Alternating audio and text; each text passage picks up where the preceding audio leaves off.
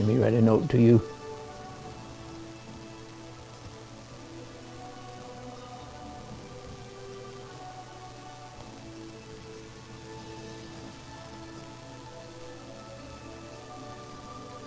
Shoot.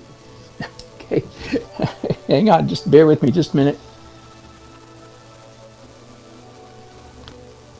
Let's see if we have sound yet.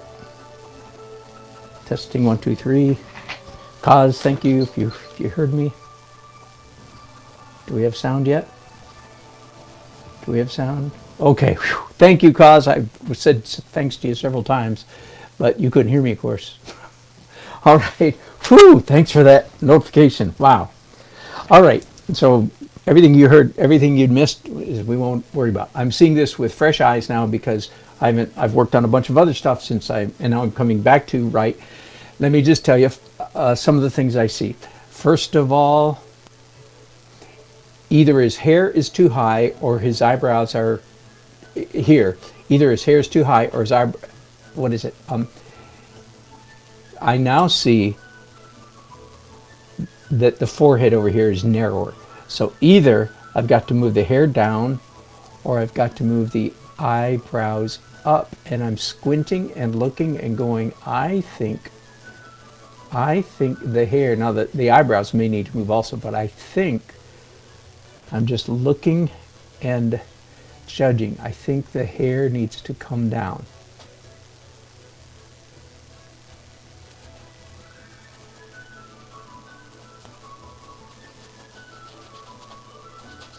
All right, now the next thing is, I think,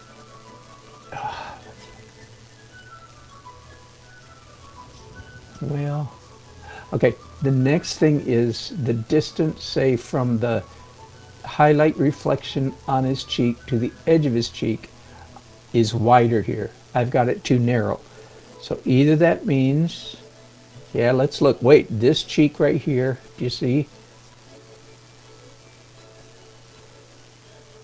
I've got the bulge in his cheek in the wrong place. The widest part of his cheek is right here. I've got it just a tiny bit too high. So let's fix that first of all.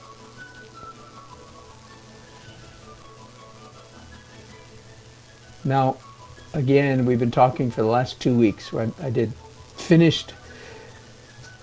started 5 portraits a week ago and finished 6 because there was one that I had started of my granddaughter earlier. So anyway, last week I worked on 6 portraits, and I talked about this quite a bit for anybody who's just catching me new today, catching me fresh.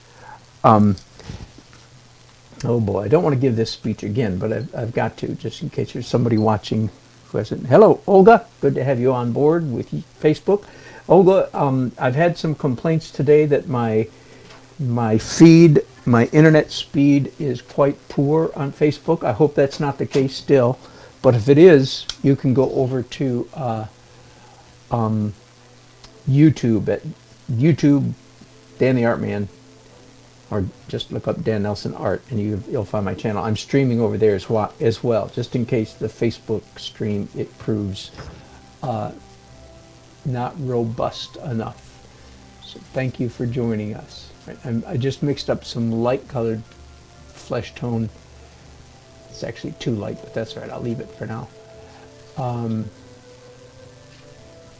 So again, I was about to start talking about cheating, quote unquote. Every time I use that word, somebody rebukes me and says, it's not cheating. Okay, my definition, my broadcast, my definition. All cheating is legal. Everybody does it. But if you do it, your skills, if I do it, my skills decline. And I don't like the idea of skills declining. All right, hang on just a minute. Now the question is the distance between... no, it's not. I need to move the bridge of his nose over. So I'm seeing all these things, again, because I'm seeing this photograph through fresh eyes. That's one of the key principles that I want to convey here. What I'm working against is the dreaded portrait blindness, which I believe everybody experiences. I've never heard anybody else teach it or talk about it, but I've seen almost everybody has done illustrator. I've seen them struggle with it.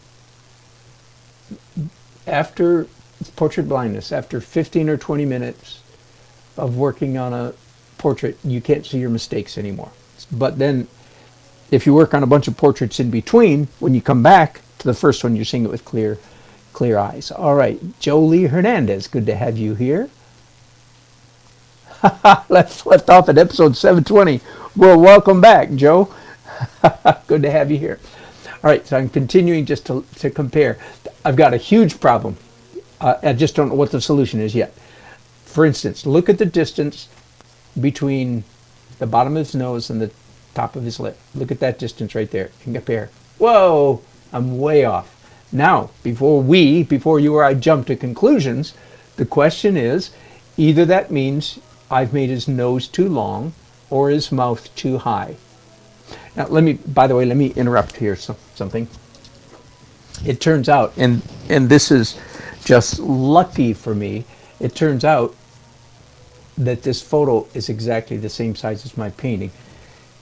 I could talk about why it's a little bit of skill involved, but it's lucky that it's very, very, very close. Okay, so let me double check. This is 5 3/4 inches, and this is 5 7/8. So I've got slightly larger over here, which means in a little while I can either start using a ruler or I can use a proportional divider that's set right in the middle. For that matter, if it's a 1-to-1 ratio, bear with me just a minute here. If it really is 1-to-1, I can actually use a old-fashioned pair of dividers. And these are a little bit higher quality than the plastic scene. According to that, my eyes are too far apart, but I'm getting ahead of myself. This is a very simple cheat, but it's cheating nonetheless. Before I start doing that kind of stuff, I want to just rack my brain and make myself work, make my brain work harder to achieve this likeness. All right, so I'm looking now, just squinting and looking. Do I think I've made his nose too long?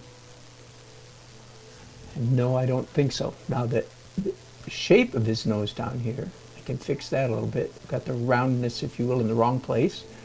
Okay, that's better. Also, I've got a little bit of a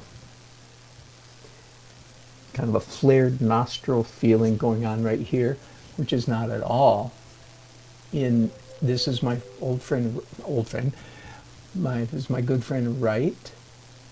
So I know Wright. It's all a little bit easier, I think, to capture a likeness of somebody that you know, because your intuitive brain kicks in. When it starts looking like them, then your brain goes, "Oh, that's my friend Wright." Get it? All right. So if his nose is not too long, then what does that mean? That means his mouth here is too high. And I do believe that's the case, but if I now let's just take it one step. Then the question is his chin too high? But let's just take it one step at a time. So the skill of capturing the likeness without cheating, without any projecting or tracing or gridding or all that other stuff that we've talked about ad nauseum on this channel for the last week.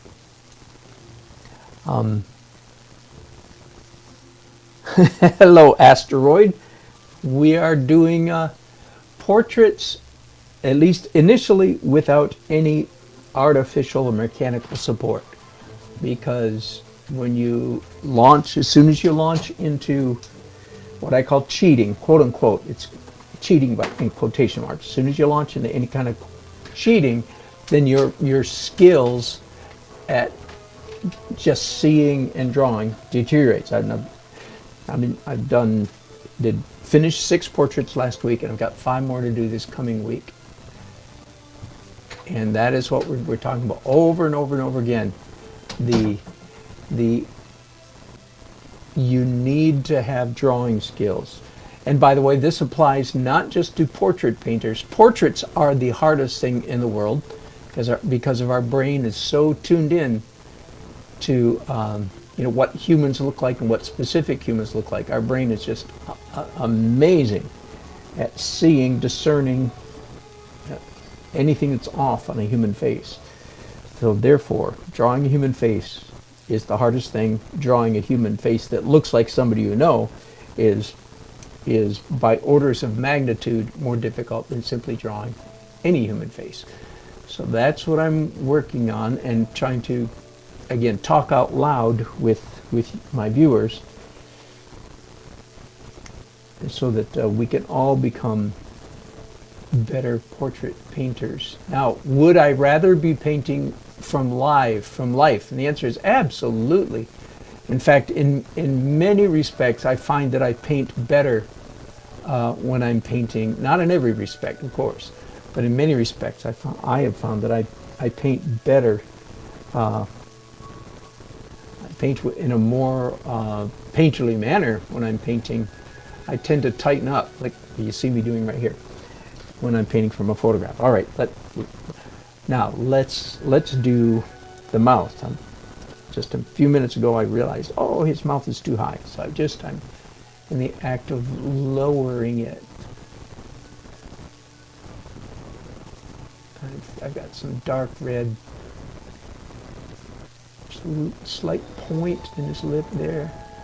And by that, I'm not talking about like the point, so to speak, that all human beings have. No. I'm talking about, I'm looking at Wright's lip right there.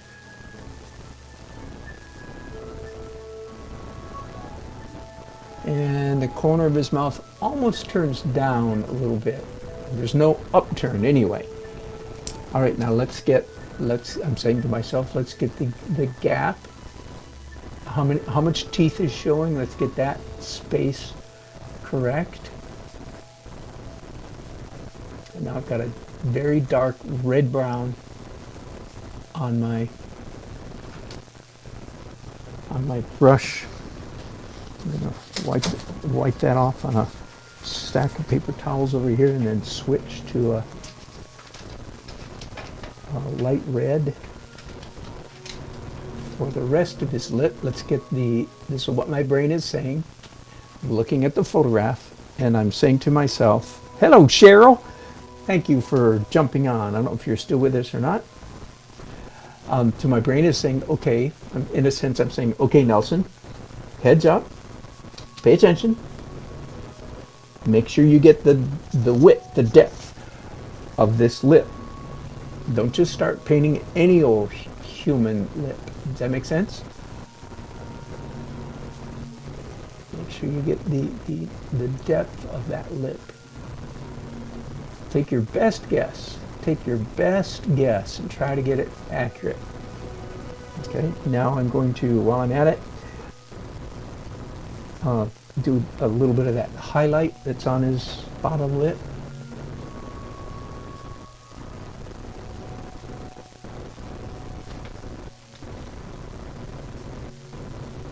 All right, so I'm pretty happy now, fairly happy with everything. I start at the top essentially. That's not a rule. You could start at the top or the bottom. Doesn't make any difference. But in this case, I basically started with his hairline and been moving down, paying a very careful attention to these dimensions. Now, I will tell you real quickly, I have not been paying an awful lot of attention to these dimensions. So, and I'm not saying that's a good thing to do. I'm saying, whoops, I have not been paying very much attention. I have not been paying probably enough attention to those side-to-side dimensions. And I have a hunch that I'm off to some degree. Here's the first reason I had that hunch, and I already told you.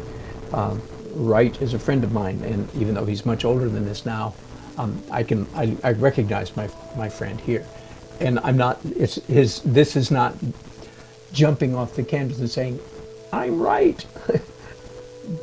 His name is Wright. It's not yelling at me saying, "Woohoo! I'm your friend Dan. I'm your friend Wright." It's not doing that to me. Does that make sense? So I don't panic much. It's fun when that happens. It's great fun when that happens. It's not happening right now. It's not happening yet. Again, I'm not panicking about that. It's just like portraits, or doing it this way, doing it the hard way. In fact, that would be another way to describe what I'm doing. I'm doing it the hard way, right? Why am I doing it the hard way? Because this is what makes my brain grow, so to speak.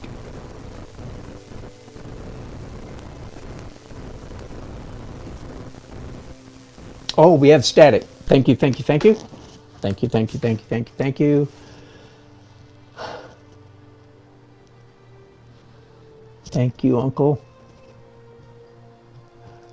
Portraiture is definitely more a matter of observational skills. All right, thank you. I couldn't hear any yet. I had a monitor in, but I couldn't hear any static, so thank you for letting me know. That helps a great deal.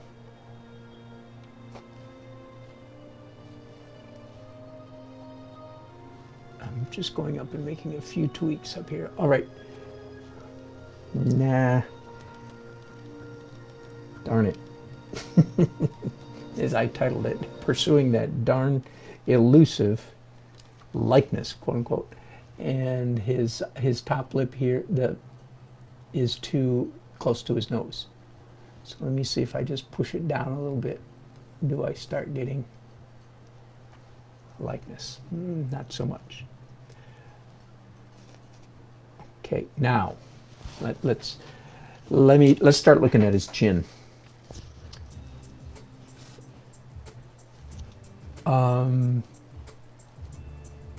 Man, it looks right to me, except that I can tell the distance from here to here is longer than here to here. So let me just try lengthening the chin, pure and simple.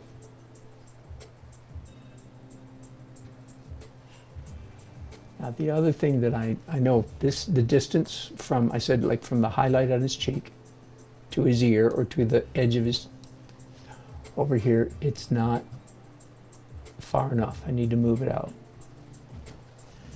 And I can ignore you, right? Thank you. My granddaughter Lake is here watching. She loves to watch me paint and broadcast. More than that, she likes to get on camera and mug for you guys, which is okay, but I do not. I don't. I want to be able to just keep talking and painting. Okay, Lakey Poo? Okay. You're welcome to stand here, but I'm going to ignore you, okay? Okay.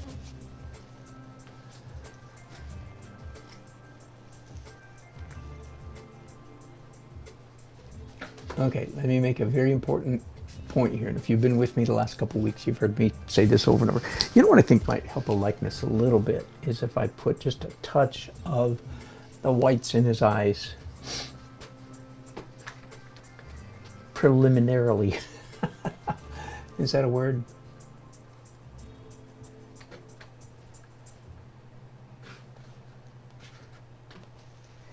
Remember, be careful.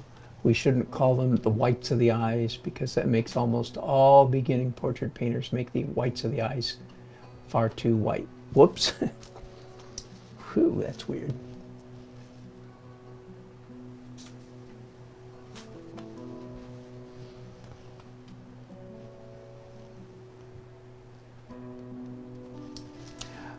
All right, before I continue,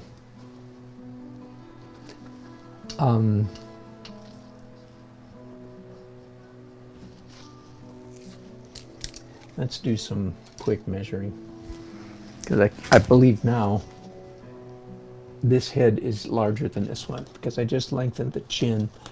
It already was larger. Now this is 4 3/4. I mean 5 3/4. And this is 6 1/8.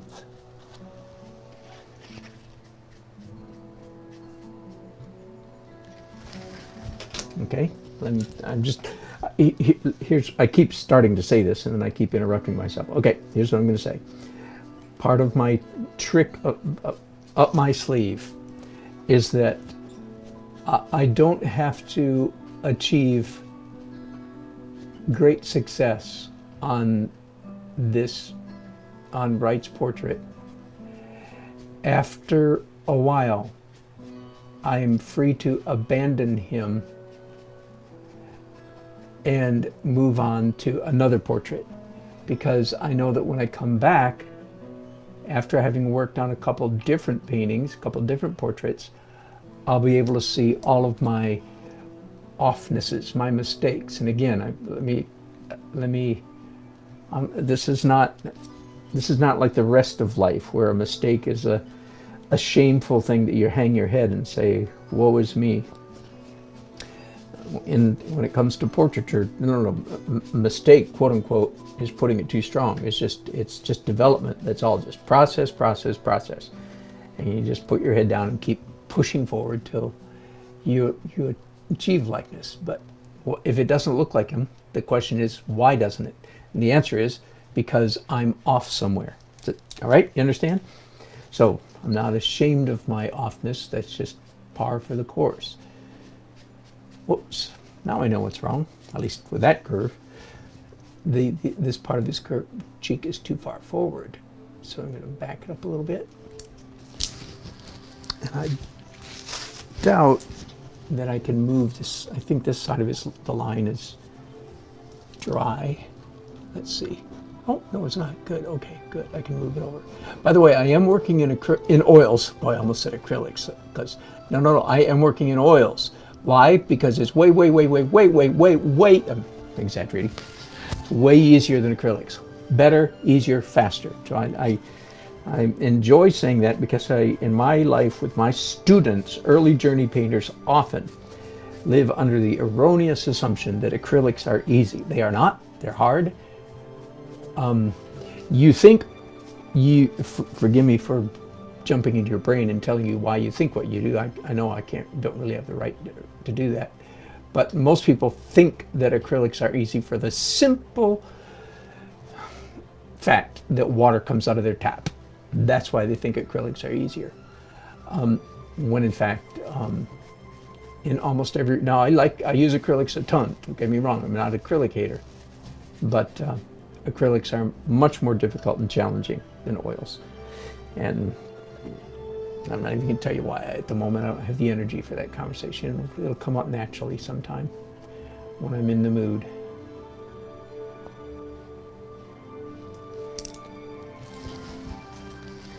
Well, now, my friend Wright, my buddy Wright, is, lo and behold, what magic is this? He's starting to appear. In a sense, what to my wondering eyes should appear, kind of sense of the word. He's starting to appear. So I'll keep going just a little bit longer. Maybe I'm not too blind yet. Portrait blindness is what I think afflicts all portrait painters. It's after a given number of minutes, and it's not very many minutes, you really can't see your mistakes anymore, because you're too accustomed, you've been staring at it for too long. You lost your objectivity. But I see Wright is starting to appear, at least a little bit, so I'm going to continue for a little while. In fact, that's a good rule of thumb. So how do you know when to quit? How do you know when you got portrait blindness? The answer is when you can't see what's going on. When you can't see, whoa, this eye is terrible. Egads. Here, let's see if I can just fix that real quickly. Not sure that I can. Ooh, creepy.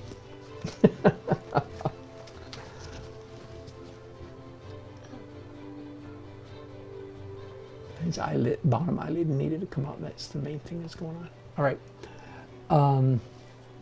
Now, let me ask. This is one of my chief faults right here, is that I'm going to measure with my brush. A minimal cheat. Yeah.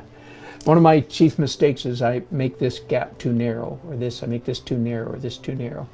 But I think I'm okay today. I don't think I'm up to my normal sins of choice in that regard. Oh, now wait a minute. I've got his cheek is way too square over here. So I think that's okay. It is starting to look like him, isn't it? I don't know if you can see that or not. And again, there's no question there's an advantage. I'll tell you, being really, really blunt, transparent, not arrogant at all. I'll tell you where I'm at. I make no pretense about being by any means. I'm not a top-notch portrait painter.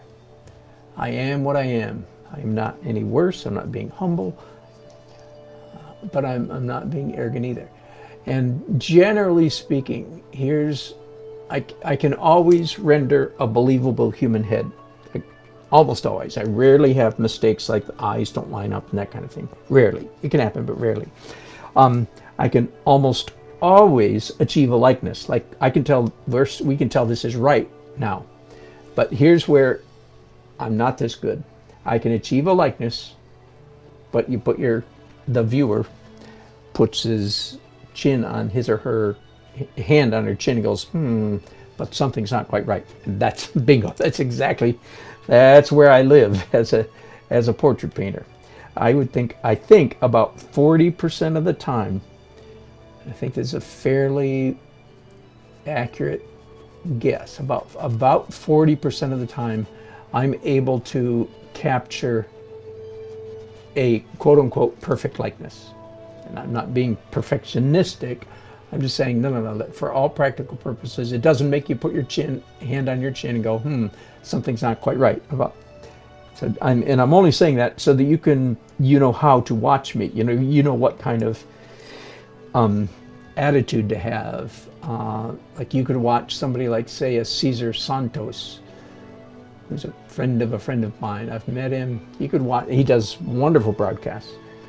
And you could watch Cesar Santos, and you could go, wow, this guy's better than Dan Nelson. Well, yeah, quite. He's definitely better than me. Well, then why would you watch me? Well, part of the reason is because I'm such a darn nice guy. Okay. Besides that, I'm a pretty good teacher. So even if I'm aware of my weaknesses, when it comes to teaching, that can actually be a strength, if you'll let me be so bold. So I'm not so far ahead of you on the portrait journey that I can't relate to you mere peons anymore. Do you follow me? I'm not so good that I can't relate to what it's like to be not very good. Nope. The fact is, I'm not very good. Now his nose looks a little short to me. Okay, but that right there, that tells me that I'm developing a serious case of portrait blindness. Because all of a sudden his nose looks short, and I'm going, I've lost my edge. Okay, so I'm just going to wrap up here real quickly. All right, I'm going to let's at least block in his ear real quick. Let's make sure how high his ear feels like it's right about. Yeah, so I've got it in about the right place already. It's not the right shape, but it's in the right place. I'm just going to block in his ear real quickly. And then we'll do what I'm talking about, which is move to another portrait. So little by little, my memory, my keen conscious awareness of Wright's face will fade. Hang on, before I go, I think the top of his head is supposed to be a little bit higher. Okay, so this clearly means now, by the way, that the face here, and this, it might be too big for his body. So either I might have to make his body larger or come back and redraw his whole face smaller, which, as I've said many other times before, it is not quite as big as a disaster as it first sounds like. If you've managed to render either a face or one feature, if you've managed to render the feature accurately, moving it is not as difficult as it sounds. So I hope that's not the case, but it may be that his head is too big. Okay, it looks a little bit like Wright, but I know that I've lost my edge, so to speak. So if this was the only portrait I was working on these days, today, that the best thing I could do is put it aside, quit painting, go have supper, practice my trumpet, get up tomorrow and come back and look at it with fresh eyes. Okay, but good news is it's not the only portrait I'm working on today. So instead of sleeping on it, I'm going to do something much more accelerated than that, which is I can work on a different portrait. Now, just so happens that this is a portrait of Wright's mom and dad, who are also friends of mine. So Wright is the one who's hired me, bless his heart, hired me to do these portraits of the three of them. The other portrait was his parents' favorite photo of him. This is his favorite photo of them. Did you catch that? So it's a real sweet kind of thing. All right, I'm going to put the photo up here right now. There we go. So this is also my friends. I don't know them as well as I know Wright, but I know them, Jim and Sally. And the last time I worked on them was sometime yesterday. So guess what? Woohoo! I can look at them right now with quite fresh eyes. Isn't that fun? So I'm doing an end run, if you will. I'm doing a trick to get around the problem of portrait blindness. Yesterday, after working on both of their faces a little bit, I got to the point that I couldn't really see my mistakes anymore. So it was time to quit. And I don't know if you can tell or not, but hello, Karen Pearson. I have a little bit of a likeness in Sally, not much of a likeness at all in Jim. And again, fresh eyes. This is amazing. I look at this now and go, oh my goodness, that's crazy. I can easily see a whole bunch of mistakes. The main thing is that over here in the photograph, Jim's head is tilted down and toward us a little bit, like forehead toward us, chin away from us. His head is tilted. And I've got his face here turned almost straight away from us. By the way, there's a name for that. For you, again, anybody who's, if you're an earlier than me, portrait painter, I learned that we all have a tendency, we're working from either from life or from a photo, to frontalize a face, a head. That is, we inadvertently turn it toward us too much, or in this case, I haven't turned it toward us. It's more like, in reality, it should be tilted more this way, and I've straightened it up this way. All right. So all of a sudden I go, oh my goodness, what was I thinking? Let's start down here at the chin. His chin is not there. I'm thinking now his chin is all the way down here, almost 1/4 of an inch, which is a huge adjustment on a portrait this size. Okay, so let's start with that. Let's make that change first of all. That's too heavy a line. There we go. And then start working up from there. So yeah, so his mouth needs to come down to about there. And his mouth is slightly wrong angle in my painting. So to make that change.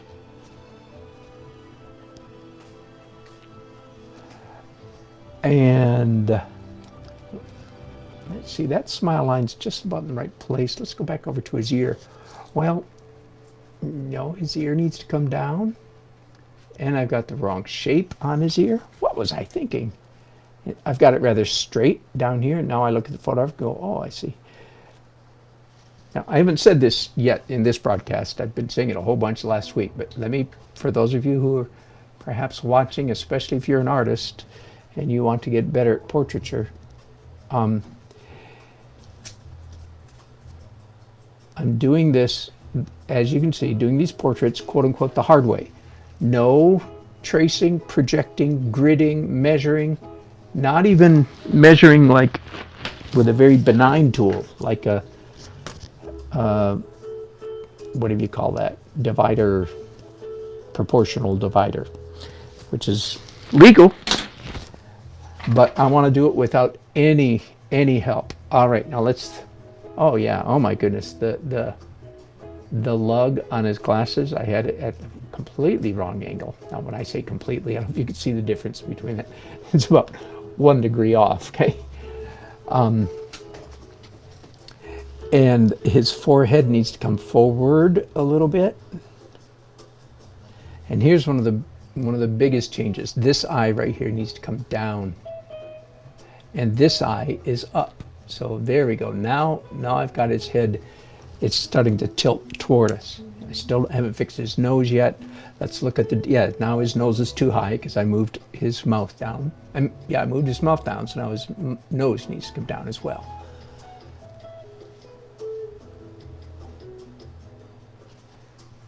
Now, I don't know about you, but you can imagine, and I can feel it.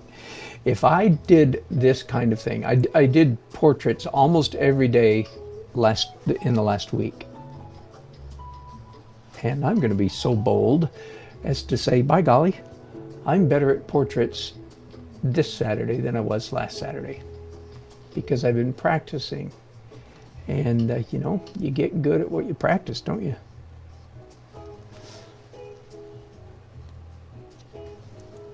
All right, that's I'm running into issues because I can't proceed until I wipe out some of my old more erroneous marks with some flesh-colored paint. So let's take just a minute real quickly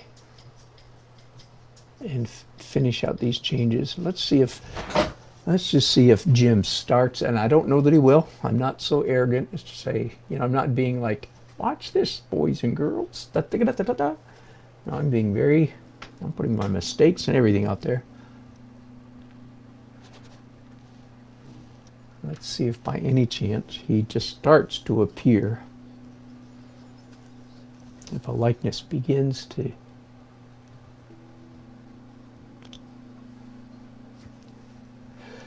Let me talk to you if there's any non-artists watching me at the moment.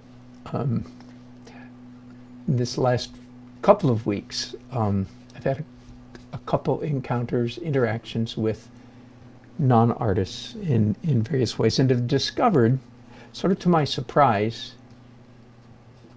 that non-artists have a very remote, erroneous concept of how artists work and what it's like to be an artist.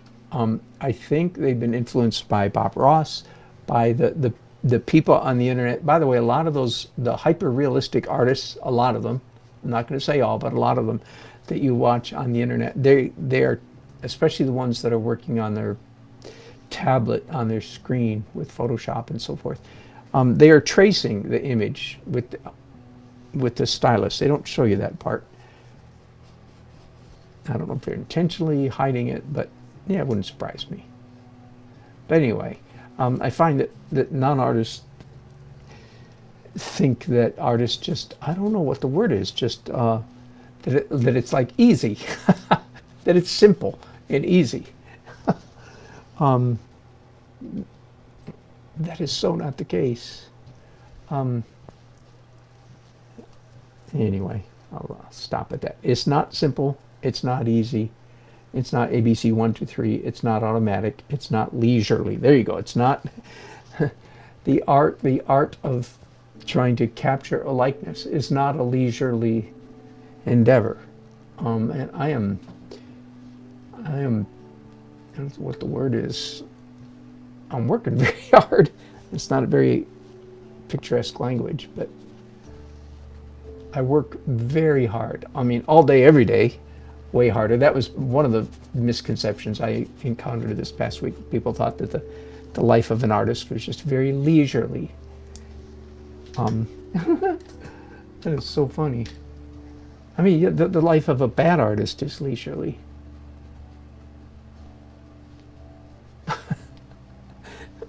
The good ones work hard.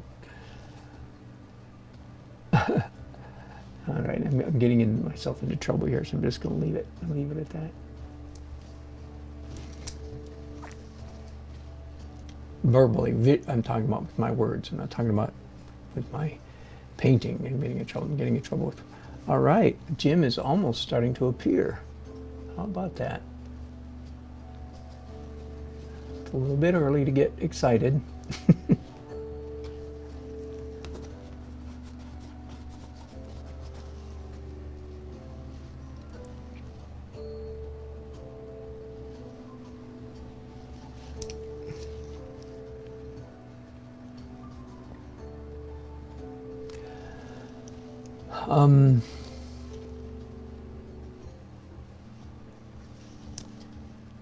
Let's do just a few highlights again. See if Jim starts to appear in front of our very eyes. Again, I'm not making any bold predictions. I'm not saying, okay, y'all watch this. I'm saying maybe.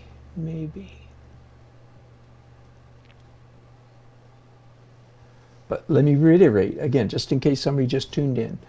Why is it that I found it was so easy for me to see all, I don't mean all, it was so easy for me to see so many of my mistakes in the last several minutes when I couldn't see them? Evidently, I didn't see them yesterday. And the answer, again, is portrait blindness. You no longer see what your eyes are pointed at. It's hard to describe. By the way, portrait blindness does not just afflict portrait painters. It afflicts every kind of painter, but it's the most accentuated, it's most exacerbated in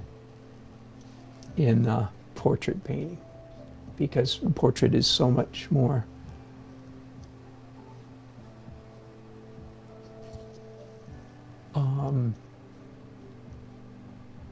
what's the word? The tolerances are so much finer.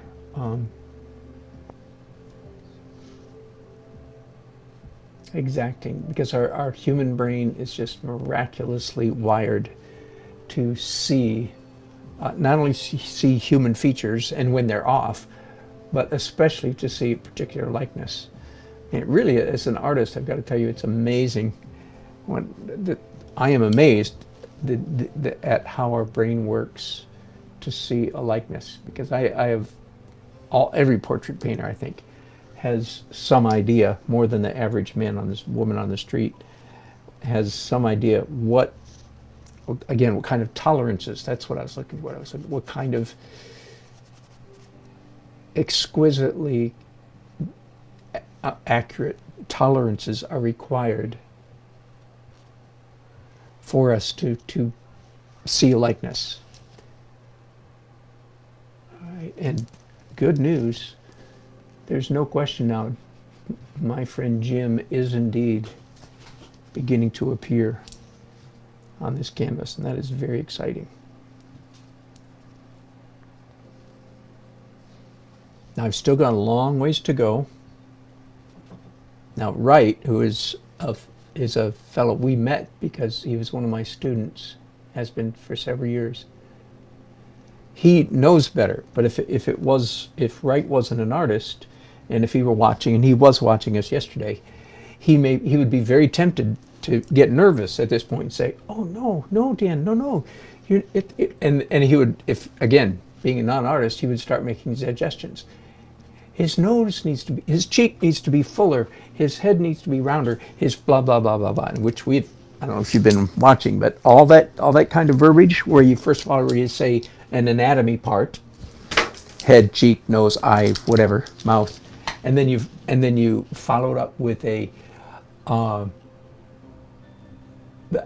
analogous language, a word picture language, things like fuller, and so on and so forth. All that, it's okay for non-artists to say that kind of nonsense, if you will. Forgive me, I'm being real harsh. But if you're a painter, you don't, those kinds of words, You don't even entertain those inside your own head, because they're not only worthless, they're actually counterproductive. Let me repeat that in different words, and because it's worth hearing. If you're struggling or want to be, if you're an early journey portrait painter, you do not use anatomical terms. I say things like ear, nose, because I'm talking to you guys. Do you understand? But inside my own brain, those are not the words. That's not the talk that's going on inside my head. Inside my head, it's this line, this mark, that mark, this curve, this light, this color, this value needs to move north, south, east, or west. That's the verbiage that's going on inside my head. And if you want to be a portrait painter, you throw out all the, because not only is that language of words like anatomical terms, chin, ear, nose, eye, forehead, cheek, so forth. Not only is it doesn't do you any good, it literally does you harm. Because as soon as you say one of those words, your filing cabinet, that's a whole nother conversation, which I won't get into right now, but your filing cabinet flies open, smacks you in the face, and out of your filing cabinet up flies, let's say when you say the word chin, your filing cabinet flies open and throws up in front of you a chin image. And that chin image makes it hard for you then to see the actual chin that you should be looking at. Okay, and I feel like I'm just about reaching portrait blind again already on Jim, but I'm quite happy with the progress that I've made in the last little while, because I can see that, okay, it's starting. I think his head might be a little bit short here, so I'm not going to try to fix it now. That's too much. My brain is too worn out on him, if you will.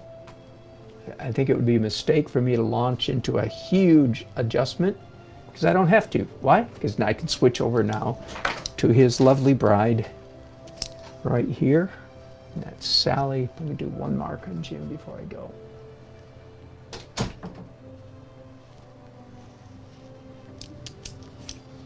If nothing else, I hope, if there's any struggling wannabe portrait painters, and again, everything I'm saying applies to other things besides portraiture, of course, but it's, again, the tolerances are most precise with portraiture, and they apply to everything else to lesser degrees. Landscapes, animal portraits, cityscapes, architectural renderings, anything whatsoever. When I teach young people art classes, we spend 70% of our time doing faces and figures. Not because I expect them to grow up to be face and figure painters, but because, and they know it right well because we say it over and over, why am I having you do this? They say because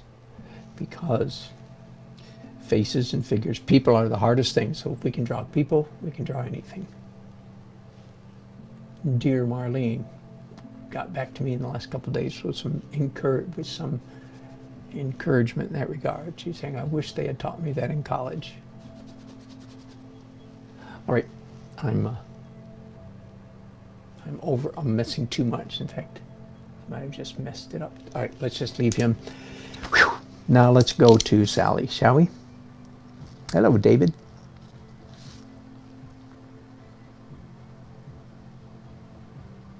So David's giving us some outline advice. That's good. Thanks, David. Good. We need to be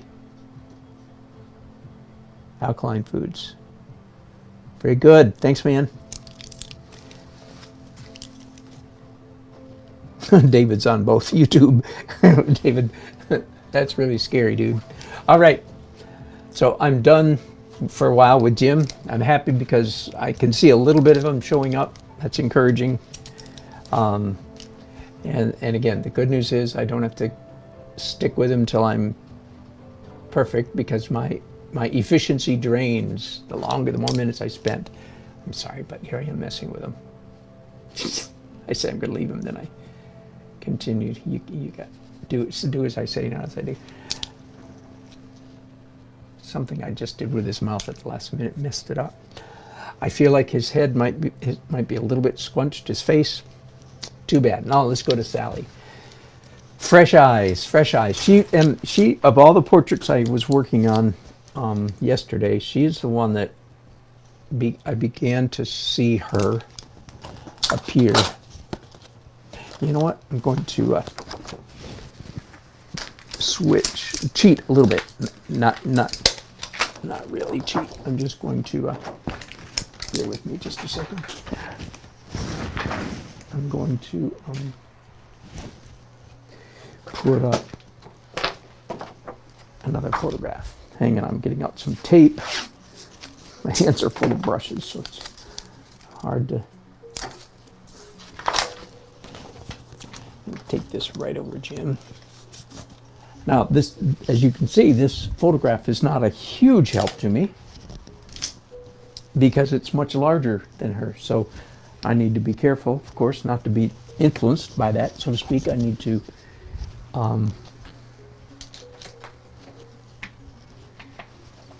make that visual adjustment. Okay, just for fun, let's check and see by any chance does the ratio here translate to this proportional divider. So chin to edge of hair. Let's see how it goes here. Nope. Let's move one more notch. Typically, with this tool, you need to start with the tool at the very outset. You can't retrofit. Whoops. Nope, that doesn't work. Now, I do have another more sophisticated tool, but I don't want to use it. So I'm just going to continue to exercise my brain. Let's start. So I'm seeing her with fresh eyes. First thing I see right off the bat is, oh my goodness, her nose, the bridge of her nose curves this way, and I've got it curving the wrong way. Ha! I hope you're understanding the almost, what's the word? The humor in this. It's like, what was I thinking? It's a, open palm to forehead moment. What was I thinking? Well, the fact is,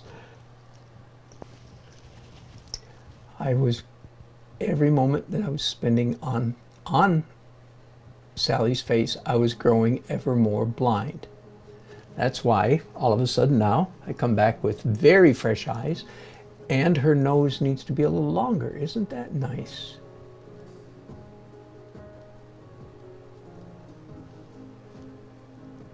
So I had a little bit of a likeness in spite of those gross errors.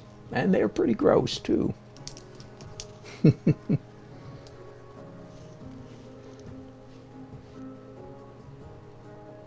I don't know if I haven't made this clear in today's broadcast yet. Let me take a moment to make it clear. All right, hear ye, hear ye. After working and sweating and straining to achieve a likeness simply by looking, if I have not achieved what appears to me to be a perfect likeness, and that's a pretty high standard. If I have not achieved a perfect likeness, then indeed I will begin to cheat. All right? So that has been my practice for several years now. If I can put it this way, it's called draw first, cheat second. I had a little bit of leftover green on this brush, so let's use that to clean up some of this stuff right away. And I want to clean that brush and change colors. So draw first, do it the hard way first, and then cheat second. And I also said several times in the last week that if you are, and by any chance, an early journey, well, you guys now on YouTube, all of a sudden you're chatting up a storm. Hello, Pickles Cage. Thank you for your kind wishes. Hello, Jane. Good to have you again. Oh, isn't it wonderful? It's a good time of year to be in North Carolina, I tell you. Glad to hear YouTube is better today. Thank you, David. Thanks for joining us a bit. And Asteroid says, oh yeah, Asteroid brings up a very interesting And good question. I've heard that same research, David. My friend David Dunlop, and he is my friend. I'm not just saying that in the whatever. It doesn't matter whether. But he and I went on a painting trip many years, 10 years ago, and I've enjoyed a little correspondence ever since. Yeah, he among others quoted this research that many artists think that they paint better if they've got music playing in the background. And then, okay, hang on just a minute.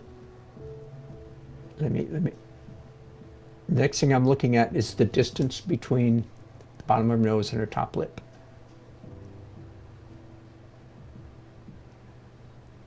And it's ever so slightly too much in my painting, and that's partly just because her top lip got truncated. All right, the question is, the research showed that artists think they paint better with music when in fact it turns out they don't. And I do have an opinion on the subject. Well, first of all, when I'm not broadcasting with you guys, I don't listen to music. The music is on almost more for you than for me, but that doesn't relieve me of, because what I do when you guys aren't listening is even, when you're not watching, is even worse than listening to music. I listen to talking.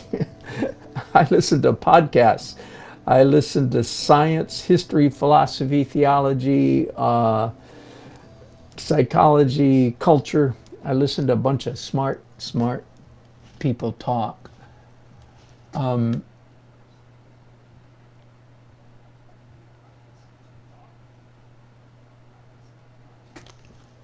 But I do, because I heard this research years and years ago from David, as a matter of fact, David Dunlop.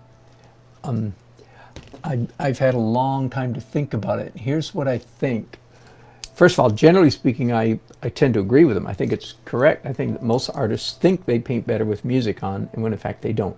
Okay, but I think I might be not the only, but an exception to that rule, partly because of why I listen and the way I listen, and what I listen to, by the way. And I do think that probably most artists, and I'm weird on so many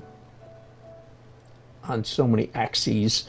That's plural of axis. See, I'm weird because I know what the plural of axis is, and it's axes.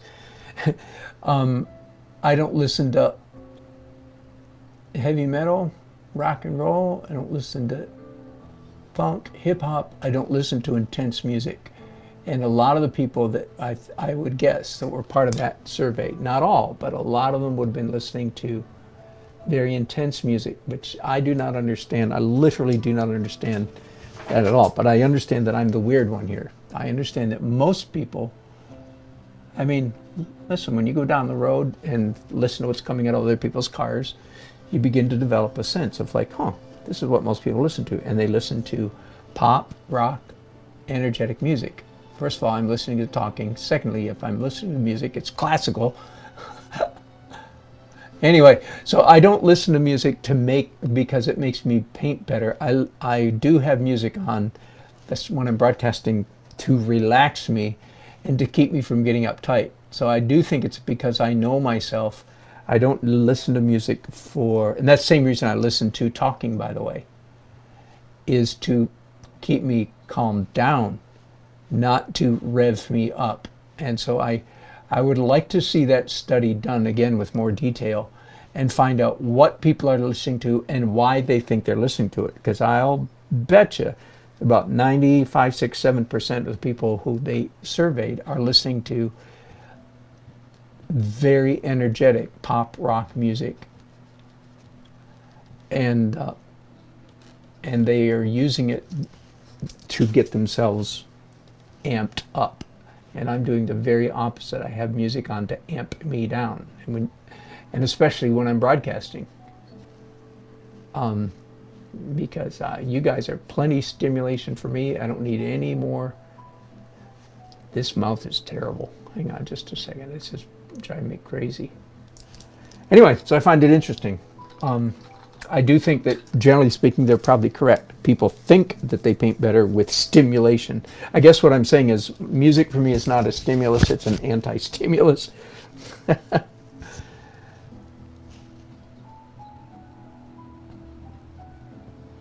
And again, if I wasn't broadcasting right now, I wouldn't be listening to music at all. I'd be listening to talking. But the talking is for basically the same purpose. It's to keep me calmed down, not to rev me up. So there you go. All right, I know what's wrong with her bottom lip or bottom chin. It goes out before it comes in. Doggone it. How could I have been so blind? I laugh at myself. Do you understand? You catch the essence of that laughter? That's the whole, if you will, the whole point of working against this dreaded affliction called portrait blindness. Let's come down here and then carve the outside of her chin a little bit.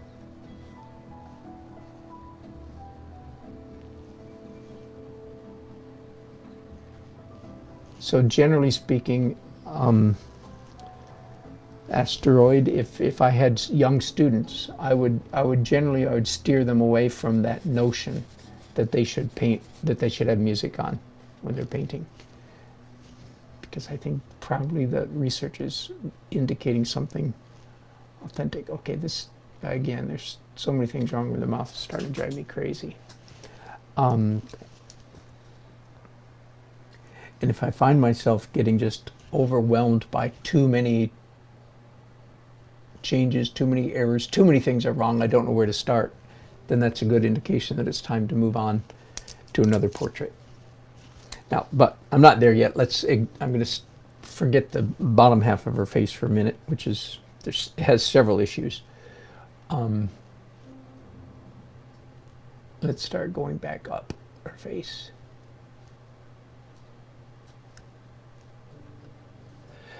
Again, I just want you to understand, I could imagine many people saying, well, man, doggone, it's doing it your way takes so much longer and it's so much harder. Check, check. Correct. So why don't you, and okay, then you answer this question, then why don't I, I'm back on the bottom of her face again in spite of myself. Then why don't I just do it the easy way? I've answered that, right? Ad nauseum, right? I've answered it over and over and over again, right? Oh, that is just atrocious. I'm going to stop looking at it. But the top of her head, I see some real obvious errors up here, so I'm going to address those before I put her aside and come back. All right, so why don't I just do it the hard way? First of all, if this portrait had to be done tomorrow, or even tonight or tomorrow, and it had to be perfect, then of course I would get out my digital projector. I would trace it onto the canvas. I'd get out my pencil, stick out my tongue, and trace perfectly. You with me? Of course, and I did plenty of that back in the day when I was an illustrator. Did tons of that. In fact, that's when I learned from personal experience that when you do that, your skills deteriorate. All right, I'm going to do something a little bit radical here because, speaking of pencil, I'm literally drawing because the marks that I'm making now is a different feel, different kind of mark. And so it's tapping into like almost a different part of my brain. Look at how I'm holding the pencil, right?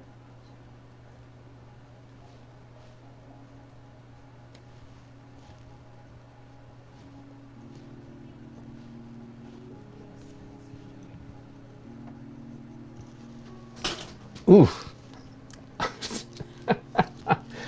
Ooh, I'm driving myself crazy here with this eye now. The eyebrow, first of all, goes way up here.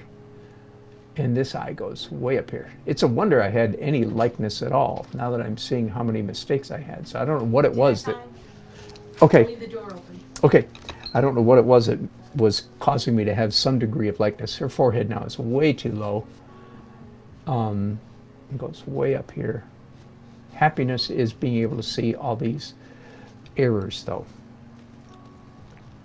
All right, so the way, again, somebody, I can imagine somebody saying, well, man, the way you do it is so hard. And I don't, without being too much of a jerk, too late, I would say, show me your artwork.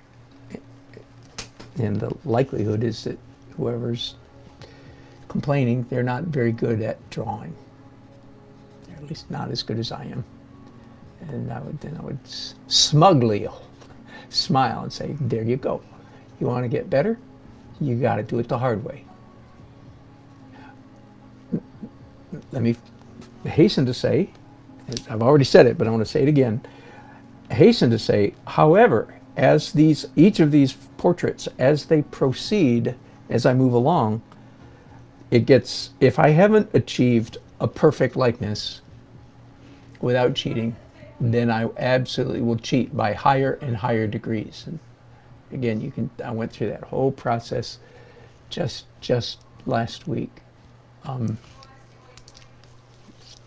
where especially with the two boys, where I really blew it with these two darling boys, and I had to do some radical cheating.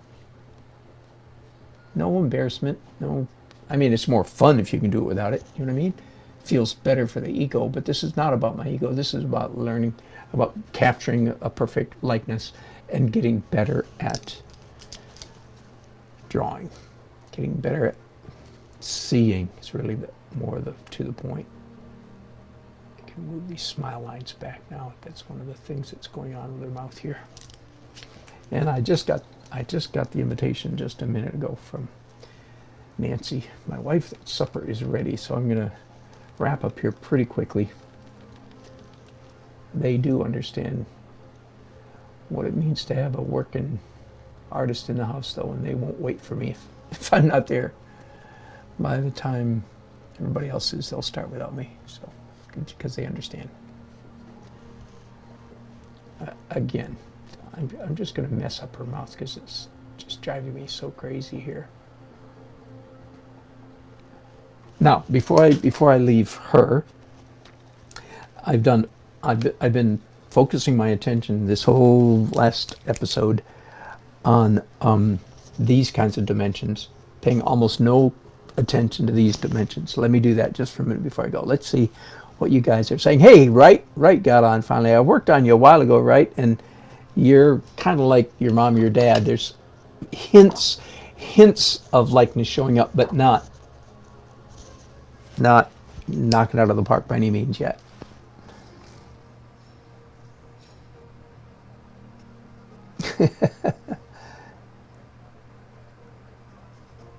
No, the new Mevo Plus Start camera was just on TV 12 Notes new. Thank you for letting me know that. I'll look it up, see if I can find it.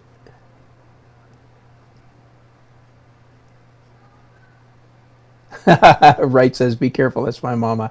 That's hilarious. Thanks, Wright. And Uncle, you're probably correct. See, your nose is too pointy. The tip of the nose. Oh, yeah. That is definitely the case right here.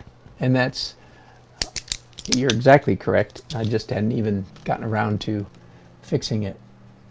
You know, because I can only do one thing at a time. Even that didn't fix it. But you're correct, absolutely.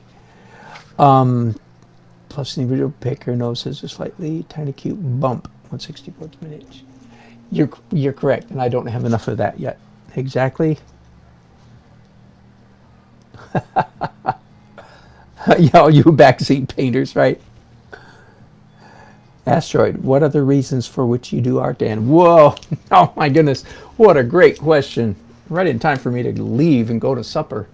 Okay, wait, so can you see the distance, like say from the blush of her cheek to her hair there is, whoa, I'm way too, this is me up to my old traditional mistakes. So I need to push probably her whole ear back as well. Happiness is seeing these mistakes. My goodness, I would love to answer that question, Asteroid, and I won't have time. Of course, I'm doing it to make a living. Okay, so that's the most obvious thing. I'm here to make a living. Secondly, I'm here in the interest of goodness, truth, and beauty, universal, I believe, universal issues that all human beings respond to, except for the ones who have had their natural intuition blunted by much education. In other words, if they've been brainwashed by the university education system, especially, for instance, if they have an MFA in art, in fine art, if they have a Master of Fine Arts degree, then they don't respond anymore to beauty. And all those who have been influenced by them, all the jumpers on, all those who, the muggers, I call them. All right, never mind. I'm getting too deep. But I love it that my particular profession and calling and gifting in the world brings beauty to ordinary people, again, except for those with master's degrees in art and other highly educated people. I have a master's degree, not in art, but I have a master's degree. I have a BFA in art and a master's degree. And I've grown over the decades very, very skeptical of people with high levels of degree. Not everyone, but of many. Because it turns out to get a master's or doctorate or postdoc degree, one of the chief characteristics of that personality has to have is the ability to suck up. So a PhD, many of them are world-class sucker-uppers. And because you just had, not all of them by any means, but our educational system I consider to be desperately broken and in need of revamping, because it's not about education, it's about indoctrination too often. Anyway, so other than those people, I create beauty that actually shifts culture and changes people's lives, makes them happier creatures. So that's, boy, great question. Sorry, if you watch long enough, I'll ramble every once in a while. Hey, before I go, let's do some stuff to the back of her head, because as you can see now, it's way too close to the front of her head. Her head's gotten too small. So let's see if I do this. And I was talking about you a while ago, Wright. I don't know if you were watching or not. I said if Wright was watching, he would, because he's an artist, he would know, in a sense, to be patient, because he's aware of process. He knows that again, unless I just pull out some big cheater thing, which I'm not going to do. I'll cheat if I have to, right? Right. If I don't achieve what looks to me like a perfect likeness of your mom or your dad, then I'll start cheating. I'll start measuring, gridding, projecting, tracing, whatever I have to do to get the job done. But when I get to that point, again, I'm not employing my drawing skills as much as I am mechanical skills, which are important. But my drawing then goes languishing. So I want to push that stage of the process back as far as possible, and in fact, not do it at all.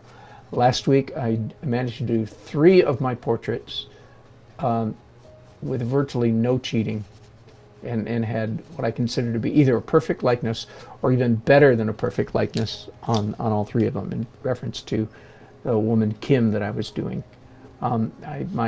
My portrait looked, and Kim is a friend of mine, so that helps. My portrait of Kim looked more like her than the photograph did.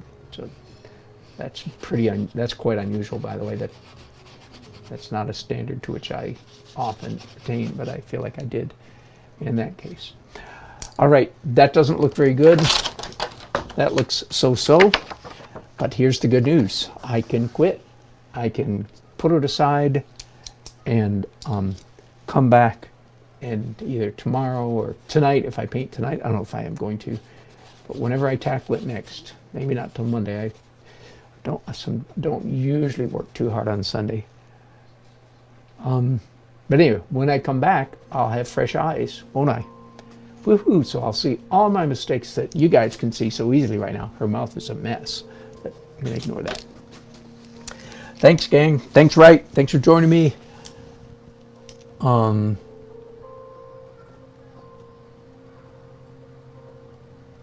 Asteroid brings up the issue of therapy. It is definitely therapeutic. I have much to say about that subject. There are many people, most people, if they're just doing it for a hobby, they are in fact they're painting for the emotional, because it's fun. And that's good enough, that's good enough, that's good enough. And as a teacher, I want to not ever discourage that or make it less fun. And I have to watch out for that. Stay away from teachers that make painting less fun, okay? Don't pay them money at all. And if you find one, tell your friends. If they're bad teachers, the word should get out.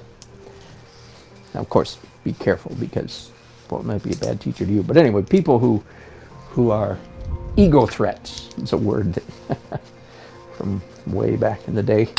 People they feel like it is their job to put people down. Those are not good teachers. Those are dysfunctional human beings. Don't pay them money. All right. But yeah, therapy is for a lot of people. It is and the greatest therapy, by the way, the greatest social, psychological, emotional benefit comes not from expressing oneself. I talk about this quite a bit, but actually comes from achieving excellence. Excellence does more for my emotional well-being than creativity or self-expression. Self-expression is a mild value. Creativity is of some value. But craftsmanship achieved is of great value. All right. Thanks for watching, y'all. Gonna go. Thanks for all your chats and comments and your company. Talk to you maybe tonight, maybe tomorrow, maybe Monday. Don't know. I'm enjoying this, so I'd love to come back and do it later, but don't know if I will. Love y'all. Bye.